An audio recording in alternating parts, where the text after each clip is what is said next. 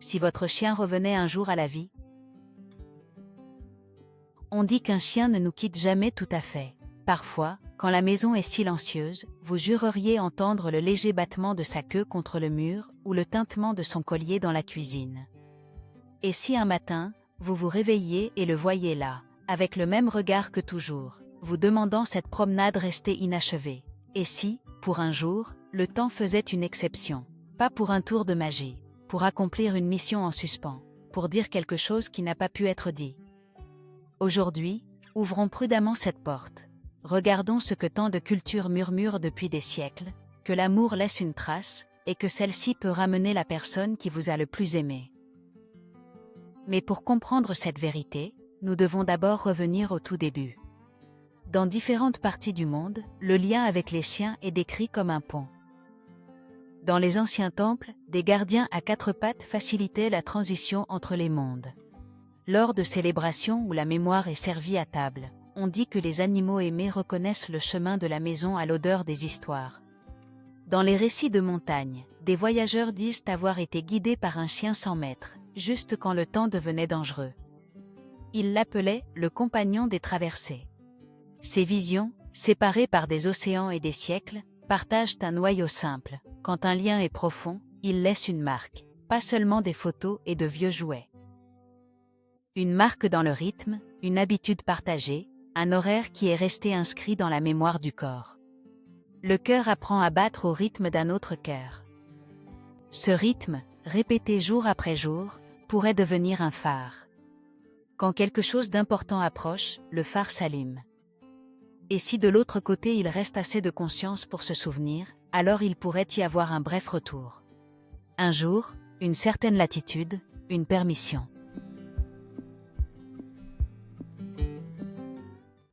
L'hypothèse est la suivante. L'amour durable fonctionne comme un signal. Ce signal n'invite pas à jouer avec la mort. Il invite à accomplir un dessein, à corriger une trajectoire, à clore ce qui est resté inachevé. Le retour ne serait pas arbitraire. Il se produit lors de jours liminaires, quand la mémoire est plus proche de la peau, ou dans des moments de risque, quand la vie te demande de choisir avec clarté. Si un chien revenait, il ne viendrait pas pour rester. Il ferait ce qu'il a toujours fait, même en silence, prendre soin de toi. Mais comment savoir si un lien est assez fort pour briser la frontière? Peut-être que l'indice se trouve dans des schémas qui se répètent sans cesse, dans des témoignages qui ne se connaissent pas. Suivons cette carte. Tout d'abord, de petits signes subtils apparaissent. Un bol qui se retrouve ailleurs au matin, une porte qui s'entrouvre à peine à l'heure exacte de leur ancienne promenade, un petit poil couleur ambre sur une veste rangée depuis des mois. Cela peut être une simple coïncidence, ou peut-être que le cerveau joue à combler des vides. Et si je te disais que beaucoup de ces signaux apparaissent quand tu es sur le point de prendre une grande décision? Changer de travail, mettre fin à une relation, partir en voyage. Le phare s'allume quand il faut se souvenir qui l'on était avec cette compagnie. Puis, des impulsions claires surgissent. Ne traverse pas par là. Attends 3 secondes. Appelle cette personne tout de suite. Ce n'est pas une voix, mais la mémoire du corps le saisit. Le chien a toujours parlé ainsi, avec le torse pointant dans une direction, avec l'insistance du museau qui pousse ta main, avec le regard fixé sur la mauvaise porte. S'il revenait pour un jour, il serait pressé. Il aurait des priorités. Te montrer quelque chose, t'éloigner d'autre chose, t'apporter un objet qui renferme un message, un collier, une photo, un jouet chargé de souvenirs. Et si je te disais qu'il y a des moments qui se répètent? Des aubes où le monde est subtil et le sommeil pèse moins. Des crépuscules où la lumière semble s'arrêter une seconde de plus.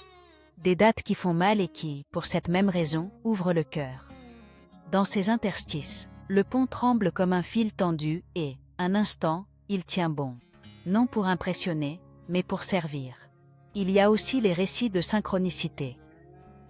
Tu es sur le point de sortir et tu sens une traction à ton pantalon, comme quand il apprenait à ne pas traverser seul.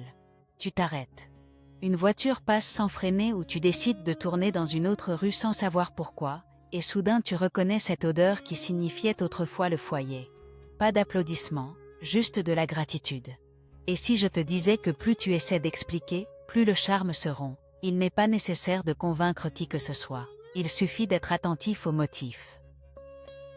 Des retours rapides, des signes subtils, une intention claire, et ensuite, le silence. Tout comme les bons gardiens, qui se retirent une fois leur travail accompli. Imagine que ce jour arrive. Il n'y a pas de tonnerre. C'est la normalité absolue, et au cœur de cette normalité, une présence. Tu entres dans la cuisine et tu entends le bruit de tous les jours. Le collier sur la table, immobile, mais l'air vibre comme lorsqu'une porte s'ouvre et que quelqu'un que tu connais par cœur entre. Tu ne le vois pas comme tu vois une chaise. Tu le ressens comme tu sens le soleil sur ton visage, les yeux clos. Tu progresses. La maison détient la quiétude propre aux moments importants. La mémoire du corps saisit avant l'esprit. L'indication se présente. Ouvre cette fenêtre. Regarde sous cette boîte. Ne sors pas encore. Tu respires et tu suis le signe. Tu découvres une fuite que tu n'avais pas remarquée, un email que tu ne devrais pas envoyer, un objet que tu avais rangé parce que le regarder était trop douloureux. Et juste à ce moment-là, le geste qui te manquait le plus apparaît. Cette façon de s'appuyer, comme pour dire « je suis là ». Le temps semble se mettre à sa place, comme si une pièce manquante revenait au puzzle et que tout finissait par s'assembler. Tu t'arrêtes pour écouter. Il n'y a pas de mots si ce n'est pas indispensable. Ce qui te parvient, c'est un message clair. Vis, continue, je suis avec toi là où tu as appris à devenir meilleur. C'est ça, le point culminant.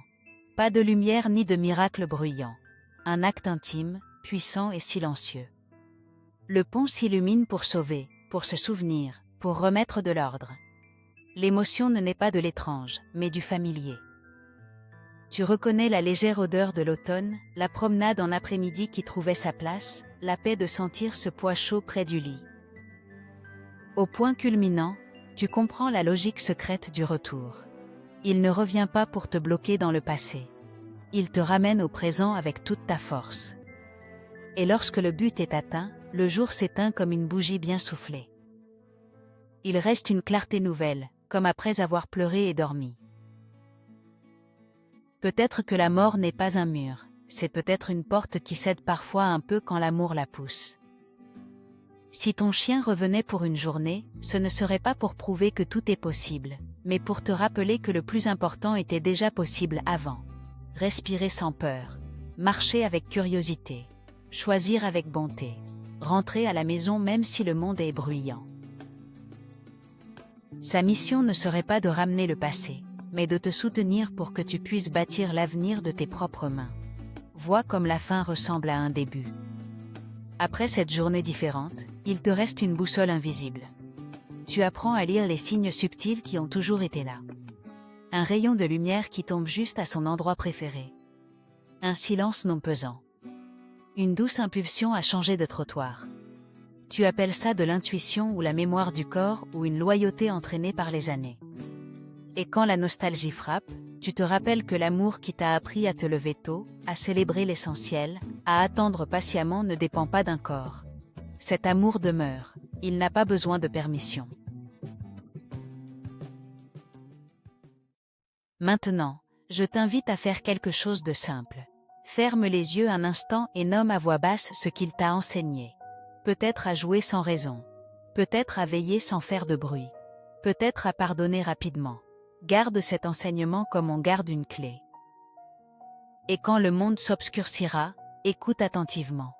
Parfois, l'univers parle avec humilité. Un son léger dans la cuisine. Une odeur chérie qui revient. Un souvenir qui frappe à la porte. Ce n'est pas un tour de passe-passe, c'est ton pont illuminé. Si ce message t'a touché, partage ton expérience dans les commentaires. As-tu déjà eu le sentiment que ton chien est revenu dans un rêve clair, un signe, un moment de fortune que tu ne peux expliquer? Ton histoire pourrait être la lumière dont quelqu'un a besoin aujourd'hui. Abonne-toi et laisse ton soutien pour que plus de personnes trouvent ce chemin quand le besoin s'en fait sentir. Et garde ces mots comme un petit poème de poche. Si jamais tu crois marcher seul, regarde le sol. À tes côtés, juste là où elles ont toujours été, des empreintes te guident encore.